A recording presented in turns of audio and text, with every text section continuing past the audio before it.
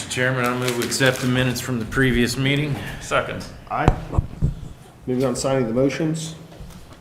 We had 3 motions from the last meeting to sign. First motion is 20-201, that the consent agenda be approved.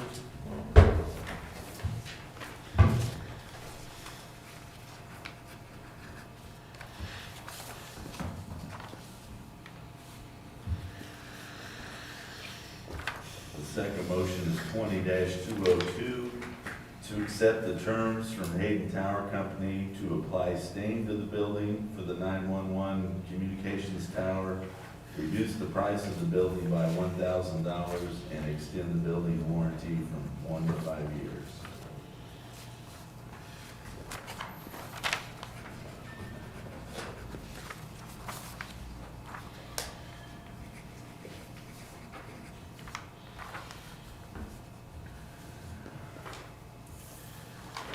And the last motion is 20-203, to recess this open session and go into a closed executive session for a period of not more than 10 minutes to discuss items that would be deemed privileged in the attorney-client relationship in reference to a quote and a contract, and to include the Board of County Commissioners and County Councilor Jim Emerson, and to reconvene by 10:47 a.m.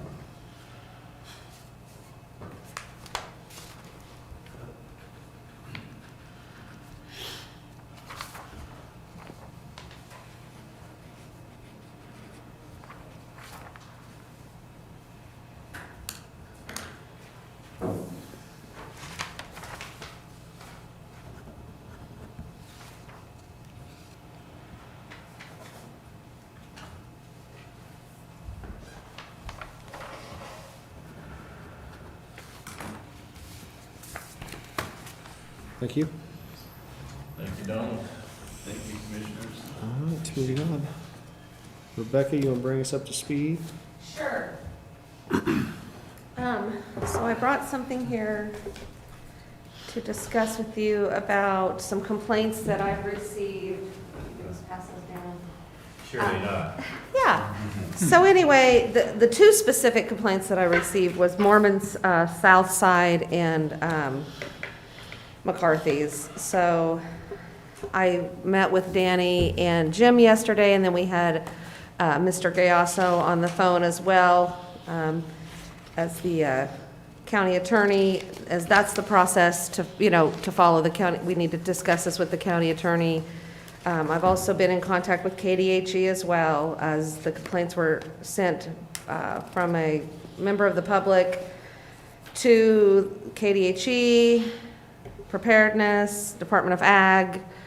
I mean, a lot of people got the message. So anyways, after reviewing this with Michael Gayasso, we decided that we were going to send a letter to both establishments with the governor's order. And Melanie Shaper from Pittsburgh PD texted me this morning that they would be happy to have an officer take that by to both establishments. So I just wanted you guys to see the letter and the attachments to the governor's order. So the complaint is that 6-foot distancing isn't being followed in these establishments. And that's the two complaints that I've received so far. And I did receive the complaints from more than one person. Is it just a complaint, or did someone actually go in there? There are videos of the establishments on Facebook. It was posted to our Facebook page over the weekend. So I did call the Pittsburgh PD Saturday morning, and they agreed to go by Saturday night. That's pretty much the action I could take on the weekend, was just to have them go by and monitor both places. So What will action going forward look like? Like, are we gonna check and make sure that they follow this, and if not, what do we do? Well, I'm not going to physically go to the bars and make sure they're following it. To be very honest, I don't Right, feel like that's that's not safe No. for me to do. I mean, I'm not going to be able to, I don't have any kind of backup. I mean, I feel like if I go into a bar with a bunch of drunk people, they're going to throw beer bottles at me. But I mean, I could be wrong. Now, the jurisdiction falls in Pittsburgh. Right. So, that's something that we would have to discuss with the Pittsburgh PD, with enforcement. If, I don't know if they're planning to write citations. I don't know if they're planning to do any of That that. would be up to them. Yes, it's in their jurisdiction. So,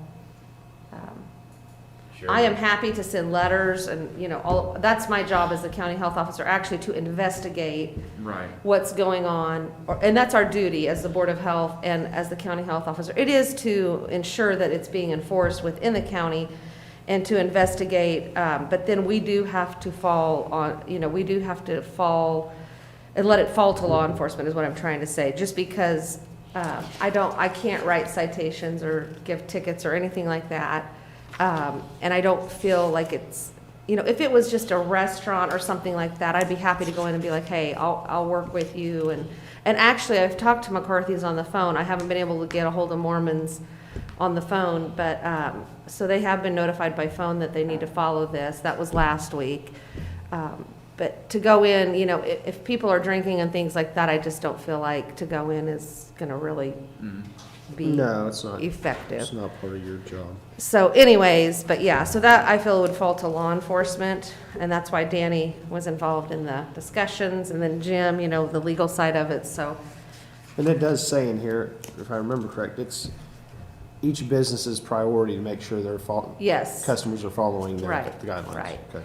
Well, and I will So say the that's- complaints that were lodged against both establishments the majority were from a single individual, and were fairly hearty complaints. I spent all day talking to KDHE and the Department of Ag and everyone else up at the state, and then the same person lodged complaints against the person who answered that person from the state that they weren't doing their job. And so, it just went on and on and on. So, we have to work with businesses. Everyone's trying to get used to this. It's not simple. It's not easy. Bars are allowed to be open if they're a bar and grill. Both of these establishments are a bar and grill, and they actually were before any of this happened, before COVID-19. Right. They served food in both places before COVID-19. They still have to follow the 6-foot distancing. Now, people who come in together can sit together, just like it says in there, in parties of Right. 10, but it was more standing, everyone's standing together in a small Well, I know space. both the gentlemen, and they're both responsible bar owners, and I'm sure they think it's right. Yeah, so, and I'm willing to help them if they need help with ideas, anything like, and I can send them to the resources on KDHE and the CDC. There's a lot of resources on how to work with some of that, so. But I'll let Danny respond, because it sounded like you had a question for him.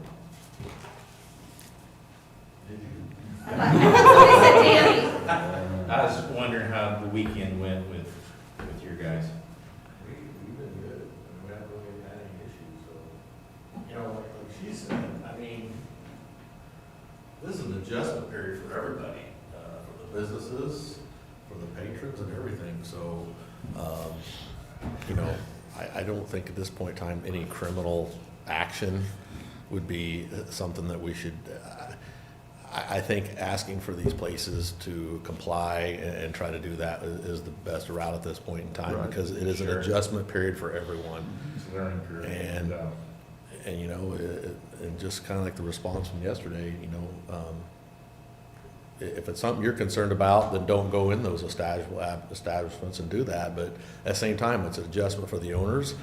They've got to try to get, it's hard for them to probably try to get people to do that too. But I think everybody's trying the best they can.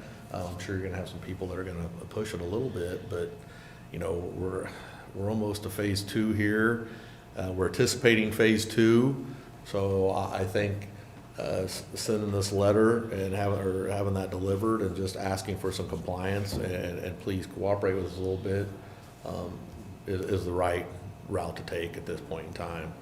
Like I said, I think this is something hard for all the businesses and everyone involved, and it's definitely an adjustment period. So Yeah. I don't know.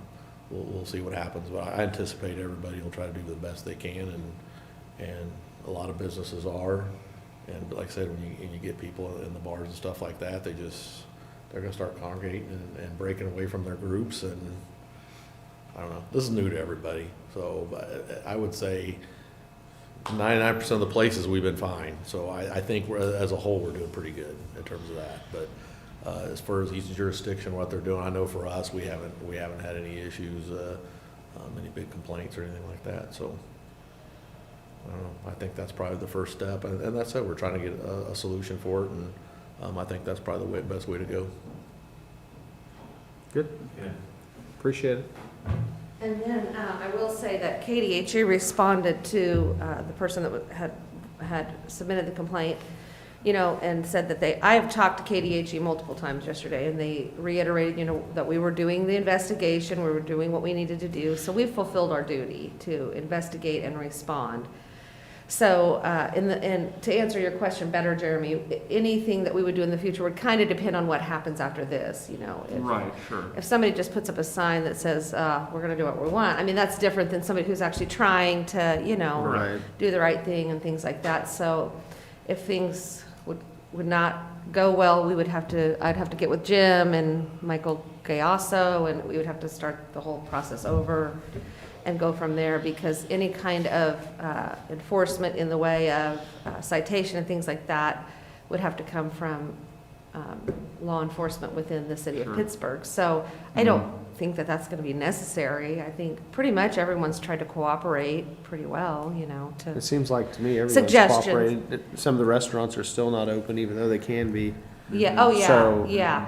I mean, And there's- I've had a few little complaints, and I'll just call them, they fix it, and it's been just fine, you know? So the main thing is just making sure that, you know, if there is a complaint, that we follow up on it, we follow through. That is our duty, is to follow through and ensure that we're trying to rectify whatever is happening. And I think it'll be good enough. I think they'll respond, and, because I know everyone wants to work together and get through the next few Sure. weeks. Yeah. We have had no other cases, so we're still just we're at the 8. I did have a question sent to me yesterday, why aren't we being more restrictive than the governor's order? So I did want to reply to that live, just so that people know, you know, we really haven't had the need to be more restrictive. The criteria set forth to become more restrictive are if we have a large spike in cases, and we haven't. If our healthcare system is being overburdened with cases, it's not, or if we're having a spike in deaths, and we're not. So that's why we have not been more restrictive than the governor. And we actually were a little bit in a few little areas, but Right. not really very restrictive, so. Then we have this Thursday morning, the LEPC meeting at 8 a.m. that I gave you guys the number for that. So I think that's it. So if you guys are okay with the letter and everything, then I'll go ahead and take it over to the Pittsburgh PD and Yes. let them disperse it. Mhm. And then tomorrow you'll be on KRPS. Yes, and then tomorrow morning at 11, I'll be on the radio, just kind of going over the governor's plan.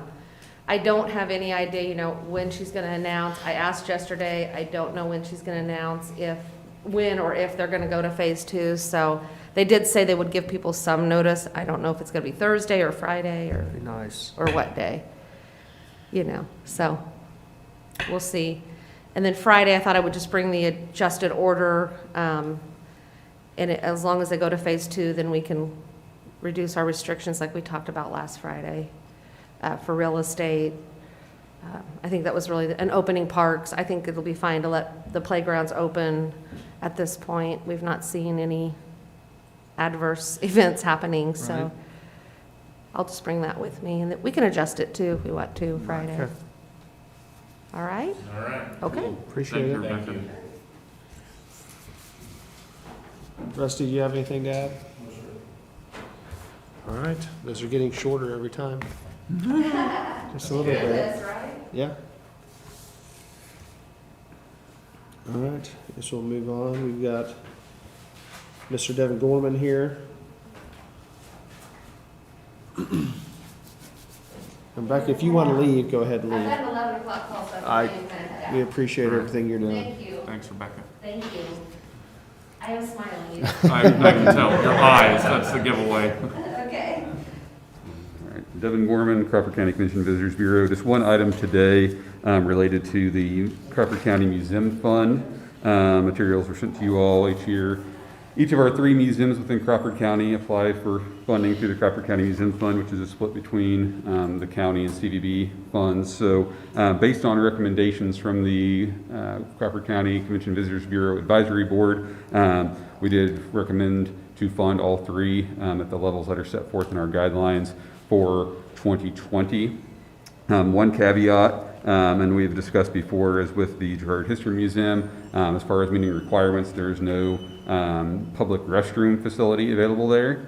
So that is something our board wanted to make sure is, in order to continue receiving funding past this year, that item is addressed, as well as visibility with signage from the road, which I know they're working on a larger, more visible sign as well. So it doesn't impact 2020 funding, but to continue receiving funding in the future, we would like all of the museums to meet these same requirements. So with that, I think I don't have anything to sign. Just be glad to answer any questions, but need approval from you all on funding each one of the museums at the level set forth. So, All right, any questions? If not, Mr. Chairman, Somebody had a question. That's interesting. Somebody will answer it out there. Mr. Chairman, I'm going to grant the 2020 request for funding the museums. Second. Aye. all right, that's all I have today. All right. Thank you, Thanks, gentlemen. Have a good day. Appreciate it. Thank you, too. Thank you. All right. I guess we'll start with new business. Don? I don't have anything today, sir. Jim? Yes, I have a couple of items. First is, I talked to Commissioner Moody about this yesterday. He'll probably jump in with me on this. Item is we've had a request for a fence viewing. These maps are not the greatest, but I'm gonna hand them out and hopefully, I can give you the idea of where we're at. Okay. So, explain the fence viewing is, The fence viewing process is, I think they've changed the statute to 2 people, but usually it's 3, 3 people go out and we take a look at the fence. Ron Hybertini has already done extensive work at the location. The fence is put in, so I think that it's not one of these cases where the fence is falling down, we have to assign who does what. right? I think he's just wanting us to check the fence, make sure it's a proper fence by statute, and then they pretty much approve that fence on that spot as a valid partition fence. So Okay. we'll go out, hopefully it'll be a decent day, hopefully we'll get Ed's little vehicle and maybe, I think. So who's we? You keep saying we. Who's going? Whoever is nominated by the county commissioners to go be the Okay. fence, I should probably be out of that. I've been involved in some of them, and I probably need to be out of it. I'll be there. But I probably- Yeah, we'd probably like to have you there. Oh, I'll be there for sure, and I'll have Ron Ivertini there. He can be a viewer, does not have to be the commission. Okay. So it's just a matter of naming the viewers. I'll write up a notice to both of them, and we'll set a date to go out there. We'll do it on commission day, so we'll have our meeting, and we can leave from here and go view the fence. And I apologize for watching, this is not a very good job. See in the red, this square here is the landowner on the north. The fence is actually on the south portion of the line, and it's this section right here. If you can see, it's this section right here. So even though this landowner owns on further, it's just this portion of the fence. Okay. That's the fence in question. That's what we'll look at. Like I say, Ron's already got it nailed down to where it's at, location-wise, vis-a-vis the property line.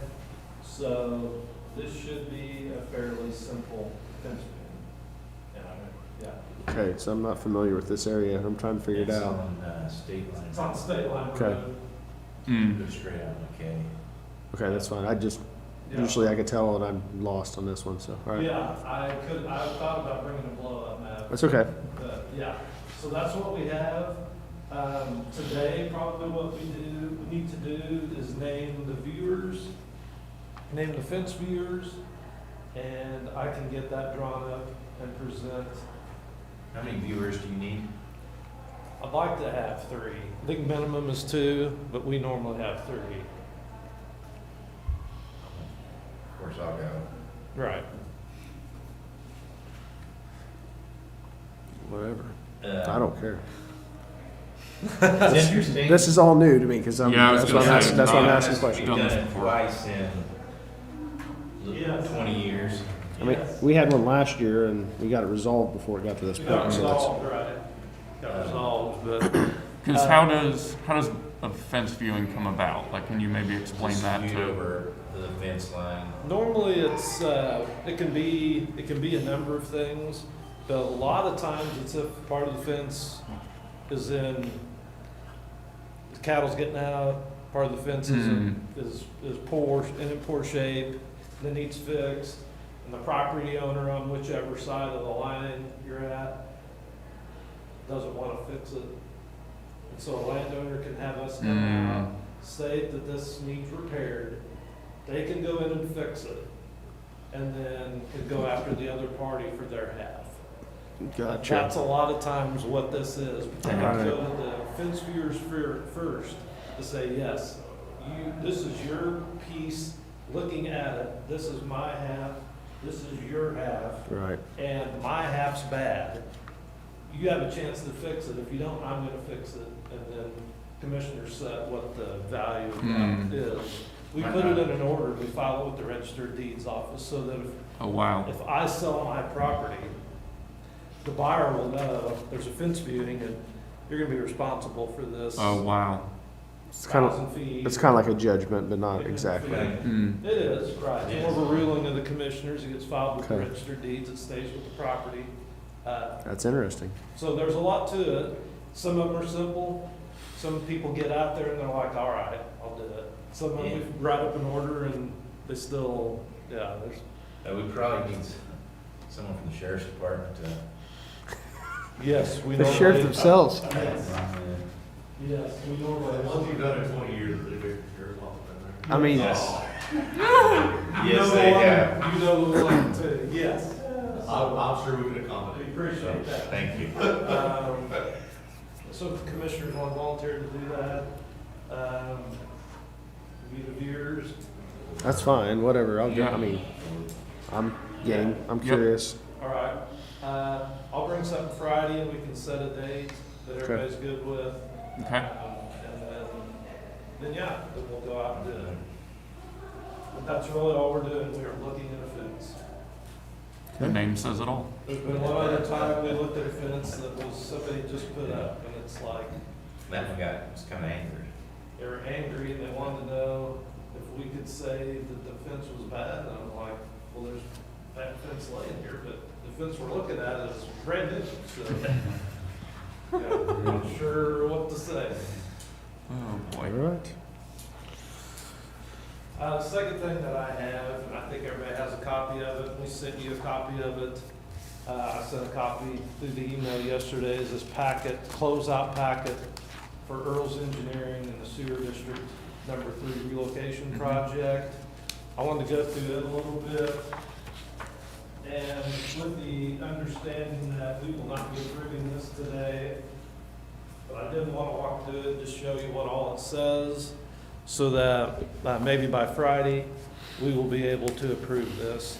The reason that we are holding off is because we are still waiting on, and I know Bruce can talk a little bit more about this, we're waiting on the contractor to kind of. Not per contractor's fault. Well, no, Um, definitely not their fault. Basically, I want the contractor to approve drawings as constructed and sign off, and I called him this morning, he said he'd be more than happy to do that, but he hadn't been asked. So, that's what it comes down to, is he just needs to look at the drawings we have, is that where they physically put the line? Did they address our concerns, which he verified on the phone today, yes, they did. Right. That just William sign off, he said he'd be more than happy to do that. He just needs the drawings so he can verify that. Right, so the drawings are at the, not sure exactly where they start, but they are part of the packet. Hmm. They're a few pages back. You can see the as-built drawings that we requested.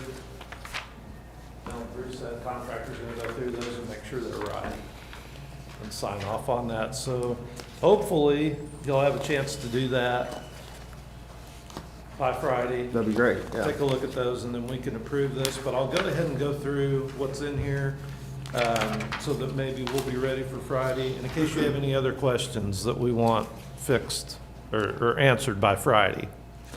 So, the first page is just a listing of what's in here. And a couple of these items I think that we've already approved. If we turn to the third page, we've already approved the certificate of substantial completion, but he included that in here. Next two pages are a punch list. And I know at one time I reported that Dave Blesson had set out a punch list for the contractor to walk through and make sure it was all fixed up. You see what that is here. Several items on the next two pages.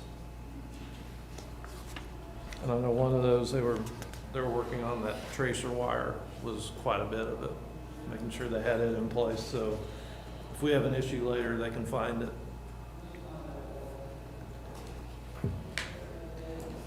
When you get past that, so a couple more pages back, then we are on change order 6, and you can go ahead and look at the punch list if you want, and then I'll get to change order 6, because I'm sure we'll have some questions.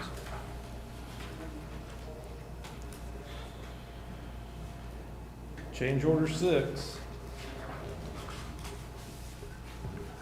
You can read some narrative there, put out by the engineer for final modification of the contract.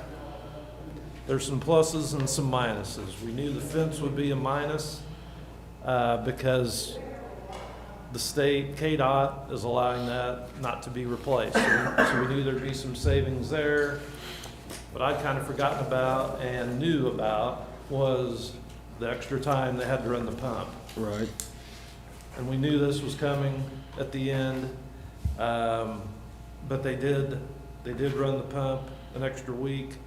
I think maybe an extra even 6 days longer than what we were previously billed for in a change order. So the pump has been added in, the fence has been taken out. Okay. Where that leaves us is a decrease of $408.67. Yes. So, Nice. if we want a more detailed description of that, I can get it, but that's in the narrative, it says what it was. To put the fence in, but then they did, and they called me about it, and I said, we have to get this done, keep running them. I knew we were gonna have a little cost extra on that, but we had to get it done. We had to get them out of that slog fest muddy area to get this finished. And they were able to do that, so, but we were charged for that. So, on the change order 6 first page, that's the decrease of $408.67. And the unit price work, then they go in with, the fence. You can see on the bottom, in red, the change order 1 was for the fence, part of the fence. And the pump rental rate, and pump operation dollars that are in there, in red, and that kind of recaptures the quantities as well as bid items changed. Like I say, I'm running this today, so you have a little more time to look at it. If you have any questions, I can call Jim Ziebert to get more explanation on it. If you'd like, that's what happened. So, on that page, on the project estimate page, I've got a couple copies of it. Okay, And then the application payment. 5 is the next page after that. They're asking for the full payment, $29,061.84 with zero balance left. Like I say, I think we'll wait and make sure that everything's finished before we pay them. Page that's not on here, that's separate, is then payments to Earl's Engineering. We owe them about $20,000.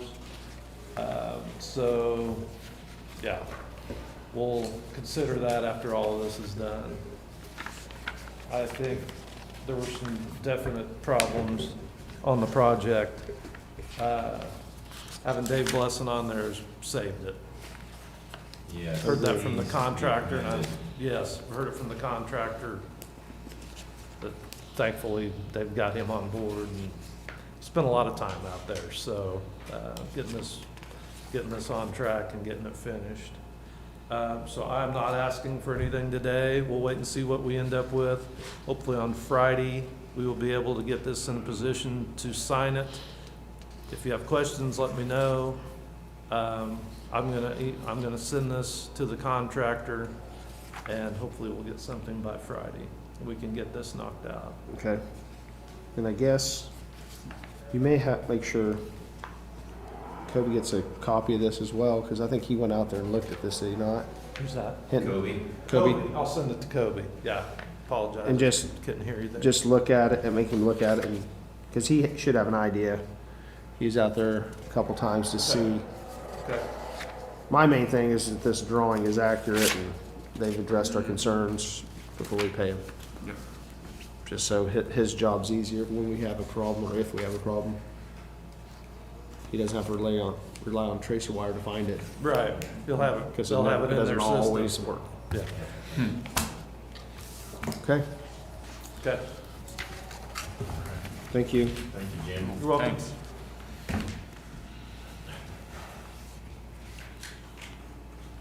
Alright.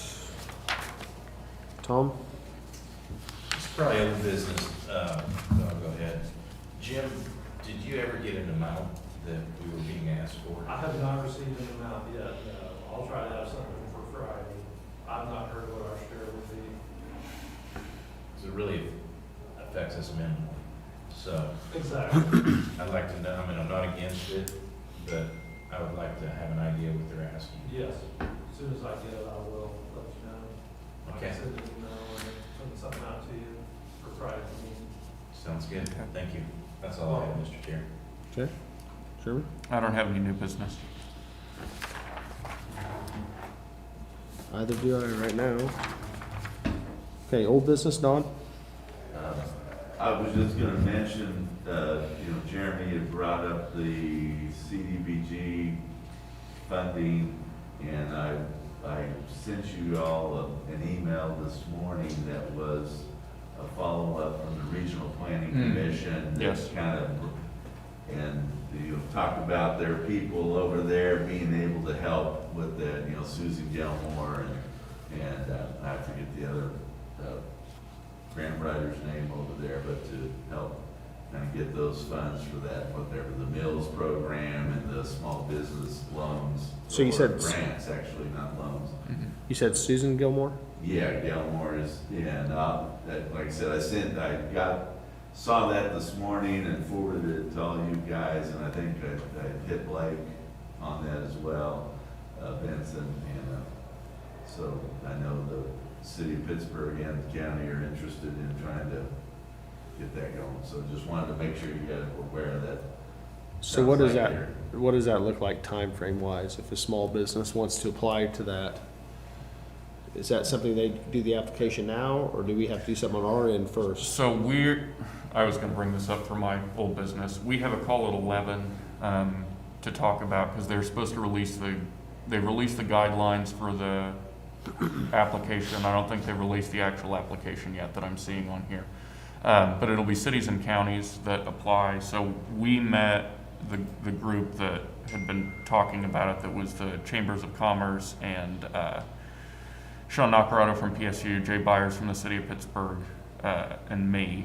And So I think we're gonna submit a single application rather than have like the cities and the county do it, because you can apply for up to $300,000 for the business grants and then $100,000 for the meal stuff. We felt that we'd probably have a stronger shot if we collaborated and said, we as a unit are all putting in for this and it will cover everything in Crawford County. So that's supposed to open today. Like I said, I haven't seen the application. The guidelines list several specific documents that I haven't seen on there. But maybe I'm not looking in the right place, but we'll talk about it at 11, and start working on the application ASAP. Okay. So the county and city together will put the application in, and once that's approved, individual businesses can put in. Then they would apply through it sounds like on here, the clerk's office, or we would set up the kind of approving entity, which we kind of talked about doing the group that we had, that was the Girard and Pittsburgh Chambers of Commerce, someone from the city of Girard, the city of Pittsburgh, PSU, and one of us, probably me. That would review those applications then as they came in. We've kind of talked about, because in the guidelines, it lays out some requirements, like the businesses have to be of a certain size, that you can only apply for so much money, that kind of thing. So we talked about, because you can add additional requirements, like the state guidelines limit it to like, I want to say 30,000 for businesses with fewer than 5 people and up to 50,000 for businesses of up to 50 people. But we had talked about, limiting it to single location places, so you're not going to hit like chains or something like that, that are locally based, that kind of thing. And then review those as they come your in. review board is gonna be who? So right now, the group that we had was Blake from the Chamber of Commerce in Pittsburgh, Jessica from the Girard Chamber, Joanna Winter from Girard, Jay Byers from the city of Pittsburgh, Sean Nacarado from PSU, and myself. I think maybe you ought to have someone from, I don't know if you can get someone from Frontenac. And maybe I was gonna say the possibly other- someone from Arma as well. Right. Well, I know Blake had brought up that like the Pittsburgh, because it's the Pittsburgh area chamber, that they do some servicing of businesses outside of Pittsburgh itself. I didn't know if that would be sufficient or if we'd want to have somebody from. I don't know, I think it might be good if it's balanced. Right now you're talking 3, and I know it doesn't matter, but 3 from Pittsburgh, 2 from Girard. So I don't know if you maybe want to get someone from the Rotary and Frontenac, or I think the Girard, Arma has, what is it there, Jim? It's not the chamber, it's maybe economic development. That's something to think about. Right. Yeah, I can bring it up on the call and make sure that we're getting as wide of representation as possible, that it's not just from one community. Yeah, I think that would work. Okay. Thank you. Yeah. Okay. Don, do you have everything else? I did, yes. All right, Jim? Yes. I just have 2 quick items for you. I visited with Pete Peterson about our landfill contract, and he actually has a phone call this morning with the attorney for the landfill. So Good. I'll know something. I couldn't join in because of the meeting, but it's preliminary, so we're not in discussions yet. So I'll know more Friday. And I have a different contact with Waste Corp, corporate, as far as hopefully that handles our local trash service at the county buildings. So I got a different contact and hopefully called him, and hopefully he's called back by now. But yeah, so hopefully I can make some progress with that person. Cool. And we Good. can get started on bidding our service months later. So, yeah, hopefully I'll have some success there and we can knock down the county sites that they serve, and I can get something to you because we have the rest of it ready. Cool, So, good deal. All right. that's all I have. Awesome. No, that's not all I have. The postcards, the census mailer. Yes, I was gonna ask about those. Okay, Yeah, I've sent and yeah, I want it, I've sent an email of the RFP to Britton. I'm and having her look over it. I haven't heard back yet, but I've got it Okay. in her hands cool, to help me get the rest of the specs ready, so that's where that's at. fantastic, thank you.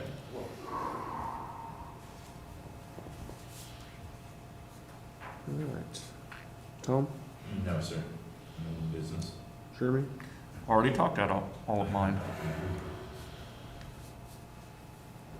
I can't think of anything either. Sheriff, you're good? Rusty, you good? Just don't want to overlook anyone. I guess, moving on to future business, May 15th, 2020, 9 a.m. work session with County Health Officer Rebecca Adamson to discuss new guidelines regarding COVID-19. Under announcements, the courthouse will be open to the public beginning Monday, May 4th, 2020, and will be open from 8 a.m. to 3:30 p.m. Anyone entering the building will be screened and required to maintain 6-foot distancing guideline. The motor vehicle office at the Judicial Center in Pittsburgh will remain closed. Starting May 4th, 2020, there will be drive-through VIN inspection at the Sheriff's Department from 8 to 3. Any other business? I'm sure Joe got this too. I got an email this, I guess, late yesterday that said that the driver's license office in Pittsburgh would be opening today. Good. There was like 12 or 13 counties that were gonna have their license offices open today. That's gonna be Wow. the first wave of those. So, did you get that, Joe?